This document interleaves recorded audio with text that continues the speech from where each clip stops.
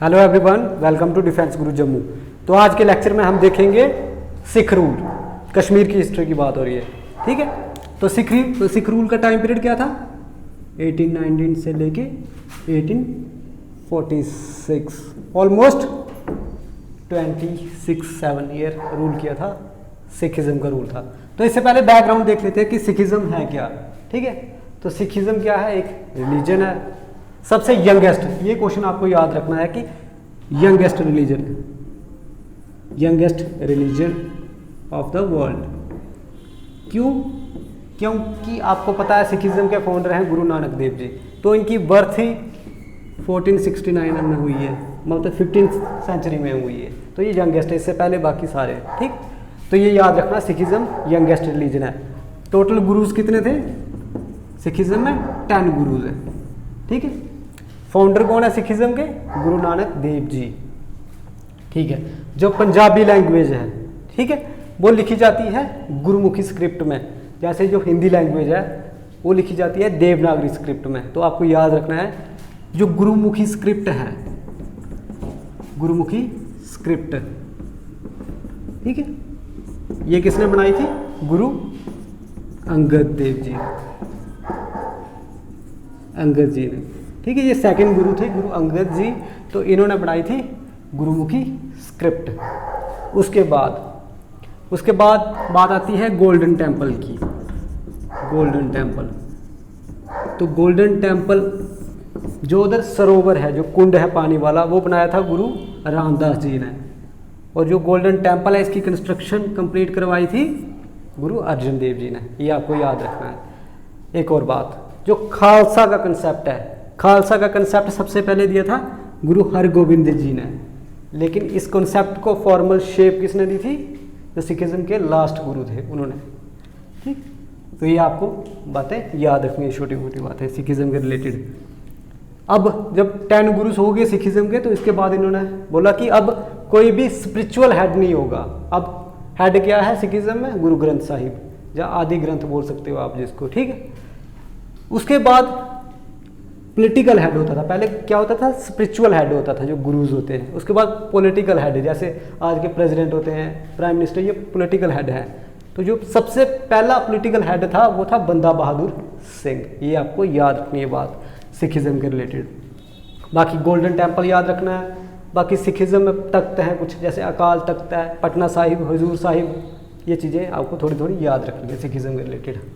अब sick rule की बात आती है हमारे कश्मीर में। तो कश्मीर में क्या हुआ? 1819 में क्या हुआ कि महाराजा रंजीत सिंह थे, उनकी मतलब 30,000 की सेना, 30,000 सोल्जर आए। उन्होंने अटैक किया कश्मीर पे, और कश्मीर के जो भी पठान थे उनको डिफीट कर दिया। अब कश्मीर वाला पूरा एरिया आ गया महाराजा रंजीत सिंह के अंडर। उसके बाद 1834 में, ठीक है, इनके एक आर्मी के जनरल थे जोरावर सिंह जी, ठीक है। उन्होंने क्या किया? लद्दाख, जंस्कार, बाल्टिस्तान वाला एरिया भी कैप्चर कर दिया और सिख एम्पायर में शामिल कर दिया, ठीक है। उसके बाद आपको ये याद रखना है कि जो फर्स्ट गवर्नर कौन थे, ठीक है, कश्मीर में सिखिज्म के, ठीक। तो वो थे दीवान मोतीराम। ये आपको याद रखना है। ये पहले गवर्नर थे कश्मीर में सिख रूल के, ठीक है। उसके बाद एक फेमस गवर्नर थे इनके, ठीक है, उनको बोला जाता था कर्नल साहिब। वो गवर्नर थे, उन्होंने वैली में जितने भी अच्छे अच्छे काम है, जैसे रेवेन्यू सेटलमेंट की, वेट और मेजरमेंट की, इंडस्ट्री, एग्रीकल्चर, काफ़ी उन्होंने वर्क किया उस पर। वो आपको इतना ज़रूरी नहीं है। उसके बाद आपको ये याद रखना है कि लास्ट गवर्नर कौन थे सिख रूल के, ठीक है? शेख इमामुद्दीन, शेख इमामुद्दीन, ये थे लास्ट गवर्नर सिख रूल के। 1834 में क्या हुआ? जोरावर सिंह जी ने लद्दाख, जंस्कार वाला एरिया भी, मतलब लद्दाख, जंस्कार और बाल्टिस्तान जो भी पीओके में है, वो वाला एरिया भी कैप्चर कर दिया और सिख रूल में शामिल कर दिया। तो इतने टाइम पीरियड में कोई 10 गवर्नर थे कश्मीर में सिख रूल के, तो उसमें से सबसे पहले वाले थे दीवान मोतीराम थे, ये थे। उसके बाद लास्ट गवर्नर थे शेख इमामुद्दीन, ये आपको याद रखना है। उसके बाद क्या हुआ 1846 में जो ब्रिटिशर थे उनकी फोर्सेस ने महाराजा जो रणजीत सिंह है इनकी फोर्सेस को हरा दिया, मतलब सिख रूल ख़त्म।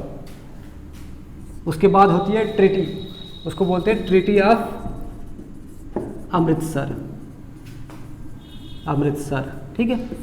इस ट्रीटी में क्या हुआ, जो कश्मीर का जो पार्ट है वो अंग्रेजों ने, जम्मू के रूलर थे महाराजा गुलाब सिंह जी, इनको 75 लाख नानक शाही रुपीस, ये नहीं आपको याद रखना कि सिर्फ 75 लाख रुपीस में बेच दिया, नहीं, 75 लाख नानक शाही रुपी, ये उस समय की ऑफिशियल करेंसी थी सिख एम्पायर की। तो इतने रुपीस में गुलाब सिंह जी को बेच दिया ब्रिटिशर ने कश्मीर। तो गुलाब सिंह जी थे जम्मू के रूलर, तो जब ये ट्रीटी हुई तब जम्मू एंड कश्मीर एक साथ जुड़ा, इससे पहले कश्मीर अलग जम्मू अलग हुआ करता था। लेकिन जब 75 लाख नानकशाही रुपीस में गुलाब सिंह जी ने कश्मीर खरीद लिया तो उसके बाद जम्मू एंड कश्मीर का कॉन्सेप्ट आया, ठीक है। तो यही आपको करना है। कल हम जम्मू कश्मीर की मतलब सिर्फ जम्मू की हिस्ट्री पे आएंगे, आज कश्मीर की हिस्ट्री ख़त्म होगी, कल से जम्मू की हिस्ट्री। इसके साथ साथ मैंने मतलब कम से कम कोई 600 मल्टीपल चॉइस क्वेश्चन बनाए हैं, वो भी मैं आपके साथ डिस्कस करूंगा। लेकिन पहले थोड़ा पढ़ लेते हैं। कल से जम्मू की हिस्ट्री पढ़ेंगे, उसके बाद ज्योग्राफी देख लेंगे, थोड़ी पॉलिटी, उसके बाद MCQs। Thank you so much, जय हिंद।